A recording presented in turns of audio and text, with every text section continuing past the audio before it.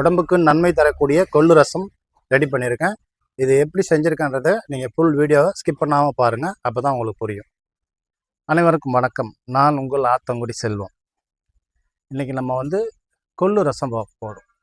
நிறைய பேர் இந்த வீடியோ போட்டிருப்பாங்க. இருந்தாலும் நான் ஒரு சில விளக்கங்களை உங்களுக்கு சொல்கிறேன். இளைச்சவனுக்கு எள்ளு, கொளுத்தவனுக்கு கொள்ளு அப்படின்றது ஒரு பழமொழி. இந்த பழமொழி எப்படி உருவாச்சு அப்படின்னா, ரொம்ப ஒல்லியாக இருக்கவங்க, குண்டாக இருக்கிறவங்க, குண்டாக இருக்கவங்களுக்கு கொள்ளு கொடுக்கணும். இளைச்சி போயிருக்கவங்க எள்ளு சம்மந்தப்பட்டது கொடுக்கணும். இந்த எள்ளில் தான் நல்லெண்ணெய் உருவாக்குறாங்க. நல்லெண்ணெய் ஏன் பேர் வந்துச்சு? தேங்காய் எண்ணெய்ன்னு சொல்கிறோம், கடலெண்ணெய் சொல்கிறோம். எள்ளில் உருவாகிறது எள்ளெண்ணெய் தான் சொல்லணும். ஏன் நல்லெண்ணெய்ன்னு சொல்கிறோம்? இந்த ஈம சடங்குக்கு இந்த எள்ளும் எண்ணெயும் போட்டு யூஸ் பண்ணுவாங்க. ஸோ கெட்ட காரியத்துக்கு யூஸ் பண்ணுறதுனால இந்த எண்ணெயை நம்ம ஆளுங்களாம் யூஸ் பண்ண மாட்டாங்க, அப்படின்னு பயன்படுத்த மாட்டாங்கன்றதுக்காண்டி இதை நல்லெண்ணெய்ன்னு பேர் வச்சாங்க. அந்த பேர் வச்ச உடனே எல்லாரும் யூஸ் பண்ணுவாங்க, நல்லெண்ணெய் அப்படின்றது யூஸ் பண்ணுவாங்கன்றதுக்காண்டி அந்த நல்லெண்ணெய் என்ற பேர் உருவாச்சு. கொள்ளு ரசம் எப்படி வைக்கிறதுன்னு நான் உங்களுக்கு இப்போ தெளிவாக சொல்லித்தரேன் பாருங்கள். இந்த கொள்ளை நம்ம வறுத்துட்டு குக்கரில் ஒரு 5-6 விசில் வச்சுட்டு இதை வடிகட்டிட்டு அந்த தண்ணியை எடுத்து வைக்க போகிறோம். இப்போ நம்ம வறுத்து வேக வச்சுட்டு அந்த தண்ணியை நான் வடிகட்டி வச்சுருக்கேன். கொள்ளோட தண்ணி. தேவையான பொருள்: கொஞ்சம் தக்காளி எடுத்துக்கோங்க, கருவேப்பிலை, பச்சை மிளகா, கொஞ்சோண்டு கொத்தமல்லி, கொஞ்சோண்டு பூண்டு, இடித்த பூண்டு, எண்ணெய், மஞ்சத்தூள், வரமிளகா, சீரகம், மிளகு தூள் பண்ணி வச்சுருக்கேன், கொஞ்சமாக மிளகாத்தூள், ஜீரகம் தாளிப்புக்கு, கடுகு தாளிப்புக்கு, பெருங்காயத்தூள், இது கொஞ்சமாக புளி கரைச்சி வச்சுருக்கேன், கொஞ்சமாக எண்ணெய் ஊற்றிக்கிங்க தாளிப்புக்கு. சூடாயிடுச்சு. இப்போ கடுகு போட்டுக்கலாம், சீரகம் போட்டுக்குங்க, இந்த பூண்டு போட்டுக்குங்க, கொஞ்சம் பச்சை மிளகா போட்டுக்குங்க, தக்காளி கொஞ்சம் போட்டுக்குங்க. இதெல்லாம் வதங்கணும்னு அவசியம் கிடையாது. இப்போ இந்த புளி தண்ணியை கொஞ்சம் ஊற்றிக்கிறோம்.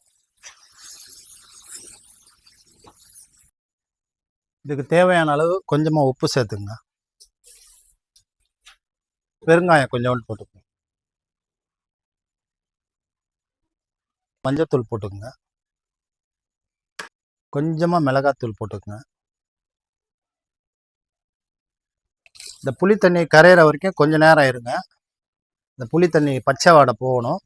அதனால் இது கொஞ்ச நேரம் கொதிக்க விடுங்க. இந்த தண்ணி ஊற்றிருக்குது, அந்த புளியோட பச்சை வாடை போன உடனே அதுக்கப்புறமா தான் இது நல்லா கொதி வரட்டும். வந்ததுக்கப்புறமா இந்த தண்ணியை ஊற்றி நம்ம பண்ண போகிறோம்.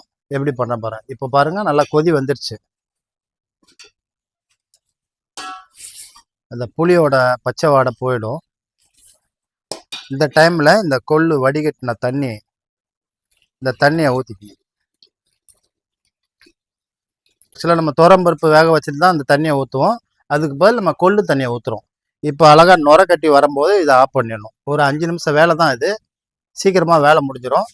இது பெரிய மருத்துவ குணம் கொண்டது. சாதத்தில் போட்டு வடிச்சிட்டு சாப்பிட்றதுக்கு சிரமமாக இருந்துச்சுன்னா நீங்கள் அந்த மாதிரி ஒரு கிளாஸில் சூப்பு சாப்பிட்ற மாதிரி சாப்பிட்டுங்க.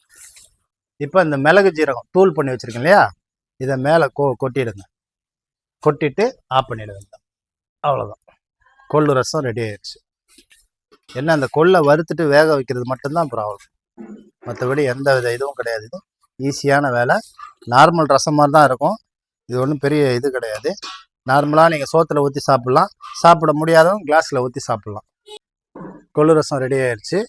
இதை நீங்கள் டீ காஃபி குடிக்கிற மாதிரி இதையும் காலையிலையும் மாலையிலையும் நீங்கள் ஒரு நாள் செஞ்சு வச்சுட்டு சூடு பண்ணி சூப்பு சாப்பிட்ற மாதிரி இதை சாப்பிடுவாங்க. ஒரு 48 நாள் சாப்பிடுங்க. உடம்பு ஈஸியாக குறைஞ்சிரும். உடம்புக்கு மிகவும் நல்லது கொள்ளு ரசம். நன்றி, வணக்கம். உங்கள் ஆத்தங்குடி செல்வம்.